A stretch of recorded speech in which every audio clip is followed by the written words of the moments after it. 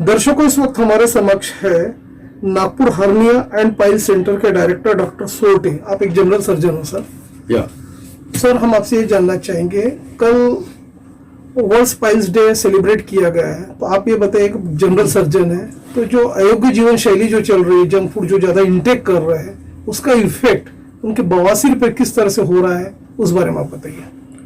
बद्धकोष्ठता एक बहुत ही बढ़ता हुआ प्रॉब्लम है अभी फिलहाल, क्योंकि खान पान में जो नई चीजें अभी इंट्रोड्यूस हुई, जंक फूड जिसको हम बोलते हैं, जो मैदा युक्त होते हैं, जिसमें फाइबर्स कम होते हैं, और ये प्रमाण यंग एज के लोगों में ज्यादा होने के कारण ये बीमारी बवासीर, फिशर जैसे जिसको क्रैक कहते हैं हम, फिस्चुला, ये चीजें यंग जनरेशन यानी 20 से 30 उम्र में भी अभी बढ़ती हुई है। प्रमाण जो एक्चुअली अच्छे खान पान से कम होना चाहिए वो उल्टा बढ़ते जा रहा है। इसमें सिर्फ क्या पदार्थ खाना यही इम्पोर्टेंट नहीं है, लेकिन टाइम से खाना, स्लोली खाना और लैट्रिन की आदत रेगुलर रखना, इसके लिए पानी भरपूर पीना, फ्रूट्स ज़्यादा खाना, हरी सब्जियां, फल जैसे ककड़ी, गाजर, मूली, ये चीज़ें ज़्यादा प्रमाण में खाना चाहिए। तभी ये बवासीर का प्रॉब्लम कम हो सकता है, लेकिन यही अपने खान पान में कम होते जा रहा है, इसीलिए बीमारियां बढ़ती जा रही है।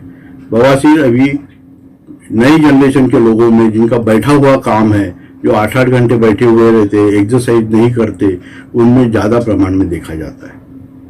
डॉक्टर सोरटे सर, आप ये भी बताइए कि पोस्ट कोविड ईरा में देखा गया कि काफी ऐसे जो पेशेंट है जिनकी लो इम्यूनिटी है, जो कोमॉर्बिडिटी वाले जो पेशेंट है, उनमें अक्सर देखा गया कि ये पाइल्स की समस्या ज्यादा जनरेट हो रही है। तो आप ये बताइए कि किस तरह की उन लोगों की जीवन शैली होती है, क्यों इस तरह से वो पाइल्स के में गिरफ्त होते हैं, बवासीर के शिकार होते हैं। तो आप उस बात बताइए, किस तरह की लाइफस्टाइल होनी चाहिए उनकी। कोविड के पीरियड में दहशत के कारण काफी लोगों ने दूर का घूमना वगैरह बंद कर दिया था। रोज का जो मॉर्निंग एक्सरसाइज होना चाहिए, मॉर्निंग वॉक होना चाहिए, वो नहीं लेते थे। वैसे ही यंग जनरेशन में जिनका वर्क फ्रॉम होम वर्क था, वहां पे ज्यादा सिटिंग वर्क होता था और साथ साथ खाना भी बहुत होता था, तो उसके साथ ये प्रॉब्लम्स अभी बढ़ते जा रहे हैं। इम्यूनिटी कम होने से उसमें ब्लीडिंग के भी प्रमाण बढ़ते जा रहे हैं।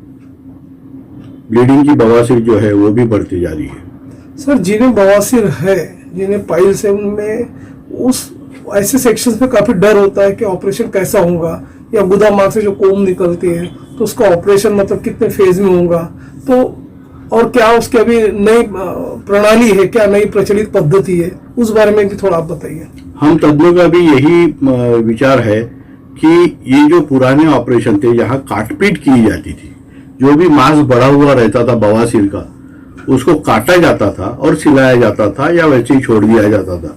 तो जो घाव रहता था संडास के छेद पे ऊपर चमड़ी पे, वो हील होने में कम से कम 1 से 1.5 महीना लगता था, जिसकी मरम्मत घर में करना पड़ता है या दवाखाने में जाके करना पड़ता है। कभी कभी उस घाव में से ब्लीडिंग भी होता था, लेकिन अभी आधुनिक पद्धतियों में ये प्रमाण कम हो चुका है। जैसी नई पद्धतियां है, अभी हमारे पास एक ऑपरेशन है जिसमें हम दूरबीन से ऑपरेशन करते हैं, जो कि हमारा ऑपरेशन गुदा के छेद के 6 सेंटीमीटर अंदर होता है, जहां काटपीट नहीं होती है, सिर्फ बढ़े हुए मांस की सिलाई होती है। उसके कारण पेशेंट हमारा घर दूसरे दिन सवेरे जा सकता है, लैट्रिन भी आसानी से खुशी खुशी कर सकता है, ब्लीडिंग भी नहीं होता है और उसको दर्द भी नहीं होता। एक बहुत अच्छा राहत मिली है कि जहां दर्द के कारण पेशेंट डरते थे, अभी हम बोल सकते हैं कि ये ऑपरेशन में दर्द भी नहीं होता है, कंफर्टेबल लाइफ है और जल्दी से जल्दी काम पे जा सकता है, अपने कामकाज पे लगता था। पहले पुरानी पद्धतियों में जहाँ काटपीट था, वहां पे 1.5 महीना घर में आराम करना पड़ता था, बैठना उठना उनका मुश्किल होता था। अभी घाव गुदा के छेद पे न होने के कारण कोई भी तकलीफ नहीं है, चलना उठना बैठना एक्सरसाइज करना, ये सभी चीजें वो कर सकते हैं।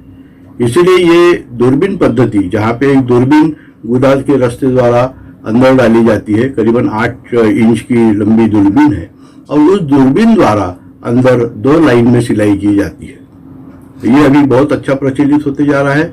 इसमें एक फायदा ये मिलता है कि जो पहले हम बोलते थे कि बवासीर में गारंटी नहीं है और दोबारा होने का प्रमाण कम से कम 30% तक जा सकता है, लेकिन अभी इस पद्धति द्वारा ये देखा गया है कि 13 साल के अनुभव के बाद ये स्टडी हुई है जहां अभी दोबारा होने के प्रमाण 1.7% पे आ चुका है, यानी अभी नहीं के बराबर दोबारा होने का प्रमाण आया है।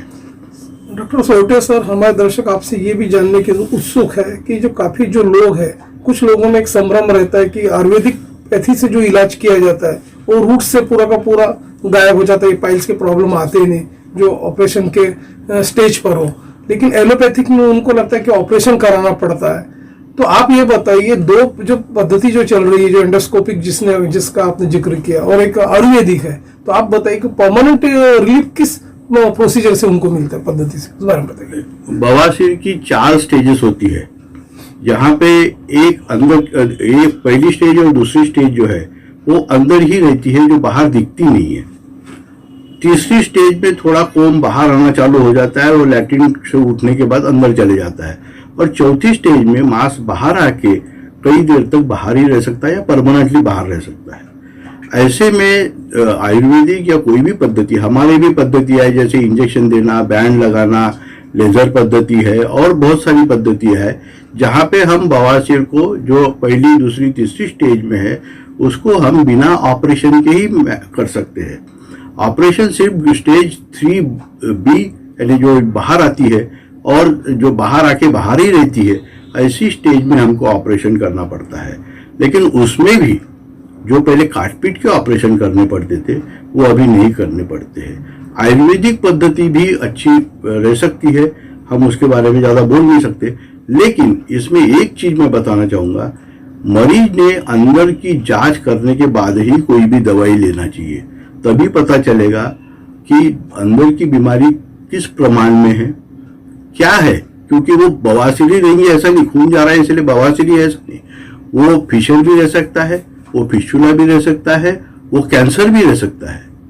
अभी यंग जनरेशन में भी कैंसर देखे जा रहे हैं। तो ऐसी चीजें जहाँ देरी ना हो, इसीलिए दूरबीन का चेकअप जो ओपीडी में ही किया जाता है, पेशेंट आता है, जहाँ कोई एनेस्थीसिया की जरूरत नहीं, कुछ नहीं, पेशेंट आता है जाता है, ऐसी चेक करके ही कौन सी पद्धति अपनाना है ये पेशेंट ठहरा सकता है। शहर विदर्भ और इंटरस्टेट के दर्शक डॉक्टर सोटे आपको लाइव देख रहे हैं और आपका नंबर भी हमारे स्क्रीन पर झलक रहा है, एड्रेस भी झलक रहा है, स्प्लैश हो रहा है। तो सर आप ये भी बताइए हमारे दर्शकों को, जैसे कि आपने बताया कि किस तरह पाइल्स के लक्षण होते हैं, क्या उसकी प्रोसीजर से ट्रीटमेंट है, क्या आधुनिक पद्धति है, उस बारे में बताया।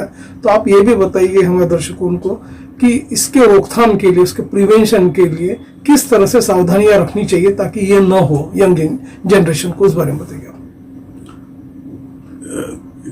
40 से 50% केसेस में ये जेनेटिक होता है, जहाँ पे पैदाइशी यानी पारंपरिक पद्धति से बवासीर आती रहती है, जो रोकना मुश्किल है।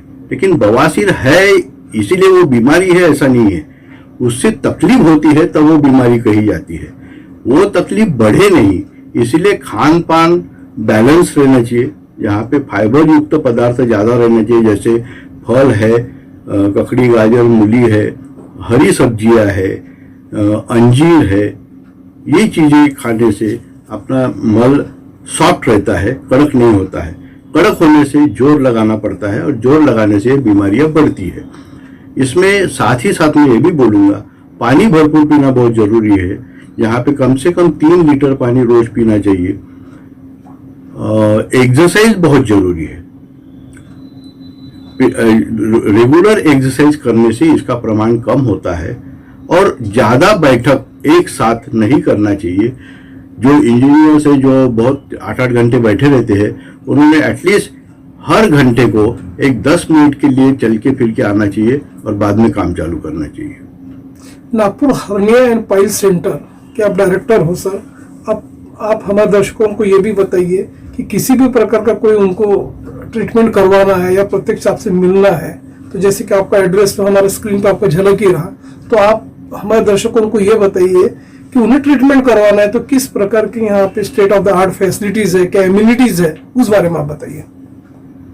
यहाँ पे एडमिशन की फैसिलिटी है, यहाँ पे जांच जो प्राथमिक जांच होती है, जो पेशेंट जब हमारे पास पहली बार आता है तो वो जो जांच करना पड़ता है उसकी पूरी फैसिलिटीज है। सर धन्यवाद, आपने हमारे चैनल के साथ संवाद किया। Thank you sir, thank you very much.